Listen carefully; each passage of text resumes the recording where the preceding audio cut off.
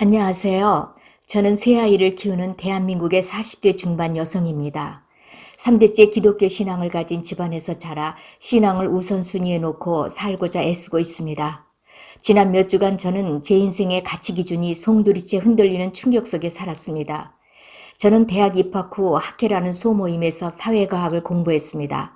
깊이 있게 공부한 것은 아니지만 당시 한총련을 중심으로 한 민족통일운동 진영의 집회에도 여러 번 참석했었습니다. 당시 사촌 언니가 그러한 쪽에서는 막시즘을 기반으로 공부를 하고 막시즘은 하나님을 부인하는 유물론에 기초하기 때문에 조심해야 한다고 했습니다. 그것을 모르는 것은 아니었지만 하나님에 대한 신앙은 흔들림이 없었고 사회 부정의에 대항하는 것이 중요하다고 생각했기 때문에 그러한 조언은 저에게 영향을 미치지 못했습니다. 김대중 대통령을 가장 존경했고 반공을 내세우며 부패를 일삼았던 보수 진영에 한 번도 표를 준 적이 없었습니다. 10여 년 전 육아에서 벗어나 아이들을 가르치는 일을 시작했는데 무엇보다 역사 공부가 재미있어 나름 열심히 공부했습니다. 박근혜 대통령 탄핵 당시 촛불 시위를 크게 응원하며 아이들과 광화문 집회에 참여하기도 했습니다. 아직 이 모든 것이 100% 잘못되었다고 말할 수는 없지만 많은 것이 뒤틀렸다는 것만큼은 확실히 알게 되어 이 글을 쓰게 되었습니다. 세 아이를 키우며 일과 살림을 해야 하는 저는 뉴스도 거의 보지 못했고 그저 하루하루 살아가기만 바빴습니다. 경건의 삶을 위해 하루에 적은 시간도 내놓지 못하다가 몇 달 전부터 은혜로 조금씩 하나님과의 교제를 회복하고 있었습니다. 한 경건서적을 읽으며 하나님께서 이 사회에서 내게 요구하시는 영역은 어떤 것일까를 놓고 묵상하게 되었습니다. 태극기 집회가 떠올랐습니다. 마음이 아팠습니다. 그분들은 무엇을 위해 무엇 때문에 그렇게 나가 소리치는 것일까? 어째서 수십 년 전 반공 이데올로기가 다시 살아나 이렇게 세대 간의 갈등이 일어나는 것일까? 이해하기 어려웠습니다. 그러던 차에 코로나 사태가 터지며 온라인 안에서 많은 기도와 예배 모임이 생겨 한 예배에 동참했습니다. 보수적인 복음주의 운동을 하시는 단체라고 알고 있었는데 흘러나오는 분위기가 조금씩 우파적이라는 느낌이 들며 이건 뭐지? 이분들도 혹시 태극기 집회와 같은 생각을 하시나 하는 생각이 들었습니다. 머릿속이 복잡해지고 가슴이 답답해 왔습니다. 그러다가 우연히 검색 중 스치는 광고 같은 한 화면이 보였는데 이승만과 박정희 전 대통령의 사진과 함께 대한민국의 역사를 알려면 이들을 제대로 알아야 한다.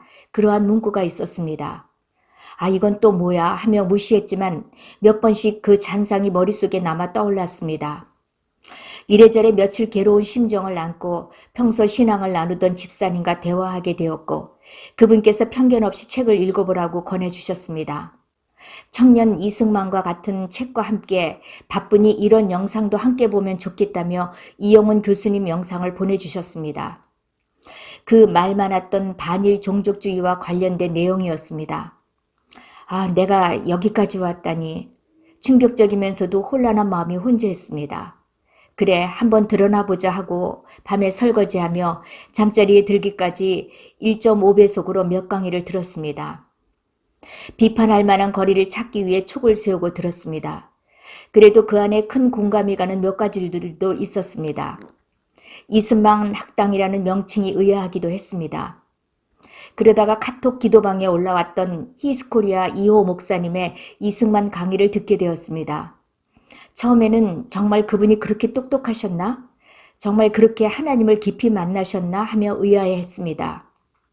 이상재 선생님을 전도했던 이야기, 공산주의의 멸망과 일본의 미국 공격에 대한 선견적 이야기, 토지 유상 매입, 유상 분배를 단행했던 이야기, 메가더와의 이야기, 반공포로 석방 이야기, 하나님이 세운 대한민국을 돕는 것이 미국을 세운 하나님의 뜻이다라고 주장했던 이야기.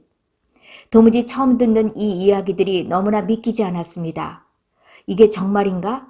들으면 들을수록 이것은 이승만의 이야기가 아닌 이승만을 통하여 일하신 하나님의 이야기라는 사실에 너무나 놀라웠습니다.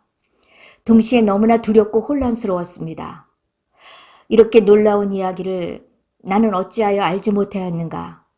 그리고 왜 이렇게 훌륭한 분이 그렇게 비참한 치호를 맞이하게 되었을까? 7강까지 다 듣고 나니 우리가 잘 아는 그분의 확실한 과실도 있었습니다. 그러나 그분은 4.19 혁명이 일어난 그날까지도 부정선거의 진실을 알지 못하셨고 이후의 사실을 알고 부패에 맞선 청년들을 칭찬했다고 하니 정말 다행이다 싶었습니다. 역사를 공부하고 수년간 아이들을 가르쳐온 내게 이승만은 통일정부 수립을 반대하고 남한만의 단독 선거를 주장한 정읍 발언의 소유자이고 자신의 장기 집권을 위해 헌법을 무리하게 개정하며 온갖 부정부패를 저지르고 결국 혁명에 의해 쫓겨난 대통령에 불과했습니다. 긍정적인 기억이라고는 굉장히 검소하게 사셨다는 것, 그리고 기독교인이었다는 것입니다. 그러나 그의 추악한 결말을 생각했을 때 기독교인이라는 사실이 오히려 부끄러울 뿐이었습니다. 7강을 모두 듣고 난 후 무릎을 꿇고 탄식했습니다. 내가 의도하지 않은 것이었으나 하나님의 역사를 알지 못하는 무지의 죄를 회개했습니다. 그리고 그 역사를 가려온 것이 만만한 세력이 아니라는 막연한 생각에 두려움도 느꼈습니다. 이호 목사님의 공산주의의 본질을 듣다가 너무 갑작스러운 지식과 변화 속에 마음이 굳어지는 것 같아 하루 이틀 내려놓고 주님의 은혜를 구하였습니다. 그러다가 대신교회 이월한 목사님의 영상을 보고 너무나 큰 충격을 받았습니다. 동성애가 우리의 삶 가운데 가까이 온 것에 대한 경각심이 컸었는데 멋지게만 보였던 미국의 오바마 대통령과 막말과 미국 우선주의로 혀끝을 차게 했던 트럼프 대통령의 이야기를 들으며 나의 영적 무지를 통탄할 수밖에 없었습니다. 지금이 어느 시대인데 공산주의 타령일까 생각했고 지금도 그 어색함은 여전합니다. 그러나 하나님을 대적하는 절대적 인본주의가 사상과 신념을 넘어 종교성을 띈 것이 바로 공산주의고 이것이 지금은 소수의 인권보호라는 이름으로 동성애, 이슬람 등과 같은 반기독교적 세력과 흐름을 같이 하고 있다는 것이 너무 충격적이었습니다. 영적인 눈으로 보아야만 이 진실의 심각성을 깨달을 수 있다는 생각이 들었습니다. 말로만 듣던 정광훈 목사님의 설교도 몇 편 들었습니다. 직설적인 화법과 독단적으로 보이는 행동들이 정서상 편안하지는 않았지만 깊은 말씀의 중심은 복음적이고 하나님 앞에서 서신 분이라는 생각이 들었습니다. 이것을 많은 사람에게 알려야 한다는 강박관념이 생기기도 했습니다. 그래서 열흘 전부터 글을 써야겠다고 생각했습니다. 그러나 나의 감정과 생각이 하나님보다 앞서고 있다는 생각이 들었습니다. 오직 주의 은혜라 님의 정광훈 목사를 오해하는 한국 교회 목회자와 성도들에게 등의 메시지, 또 시편의 말씀과 기도로 하나님의 임재를 벗어난 나의 주장이 더욱 무섭다는 생각이 들어 주님이 감동을 주시기 전까지는 잠잠히 기도하는 자리에 있기로 하였습니다.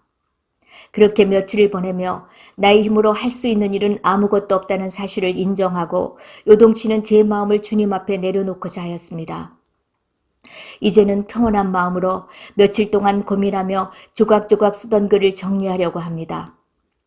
트럼프를 당선시킨 PC의 정체, 책 읽는 사자님, VON 김미영 대표님, 히즈코리아 이호 목사님, 버크TV 김성한 대표님, 사랑침례교회 정동수 목사님, 김용희TV 비상한 시대 비상한 기도, 더 크로치 처치 예배 등의 영상과 말씀을 들으며 이번 총선과 이 나라 위에 주님의 간섭하심이 있기를 간절히 기도합니다.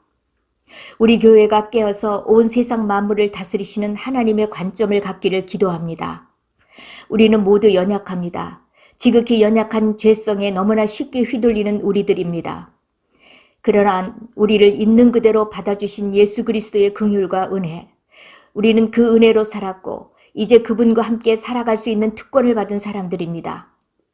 의에 목마르고 진리 앞에 당당하기를, 나와 다른 지체를 쉽게 정죄하지 않고 성령 안의 하나됨을 위하여 주님 앞에 무릎 꿇는 우리가 되기를 간절히 기도합니다. 4월 11일 저는 남편과 사전투표를 하였습니다. 저는 생전 처음으로 진보라고 믿었던 그들에게 표를 주지 않았습니다.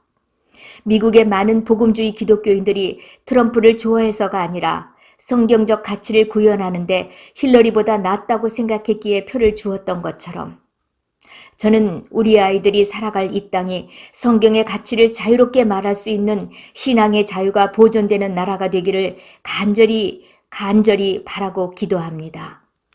2020년 4월 12일 새벽 1시 30분